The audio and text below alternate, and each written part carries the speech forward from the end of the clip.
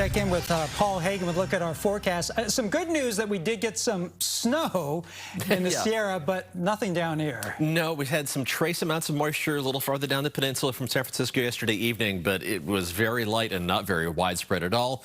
Now we're back to clear skies, so unobstructed visibility of the almost full moon. Technically, the full moon is tomorrow. It's called the snow moon when we're in the month of February.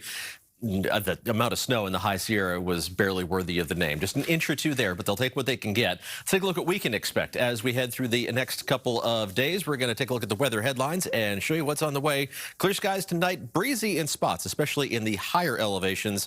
That's where the winds could still gust over 20 miles an hour. A couple of gusts out there right now, but the wind is beginning to relax even as we speak. Warmer conditions tomorrow.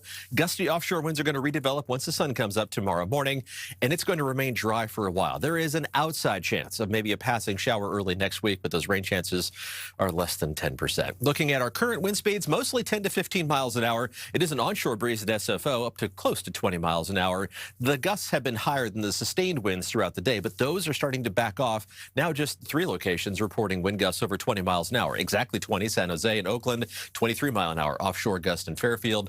Earlier today, we had more widespread gusts in the 25 to 30 mile an hour range, which is strong enough to move you around on the road a little bit, not strong enough to trigger a wind advisory. The winds and gusts are going to be in the same territory tomorrow, but temperatures are going to be warmer. That's what helped us out today. High temperatures were pretty close to average for this time of year, so our fire danger index, which just ranks the fire threat on a scale from 0 to 10, 0 is good, 10 is where we don't want to be, is only up to around 2 or 3 at the moment. As we head into tomorrow afternoon, we're going to see those values climbing to about halfway up the scale because we're going to have the same offshore dry wind gusts, about 25 to 30 miles an hour, but warmer temperatures, and that means lower humidity levels.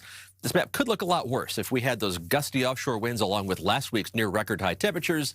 These numbers would be up to around 8 or 9 on that 0 to 10 scale, but it's still something we're going to have to watch throughout the day tomorrow, and then those numbers should improve as we head farther into tomorrow evening. The pollen count is going to go in the other direction. The wind tomorrow is going to disperse plenty of pollen. It's going to climb up into the medium-high category Thursday, Friday, and Saturday. Alder, birch, and juniper are the top 3. Cedar right on the heels, just outside of the top three types of pollen. Little tongue twister for a Tuesday evening. Looking outside, here are the high temperatures from today. Mid to upper 50s for San Francisco, for Pacifica and Fremont. Low to mid 60s for Concord, San Jose, and Santa Rosa. All in all, pretty close to average for this time of year.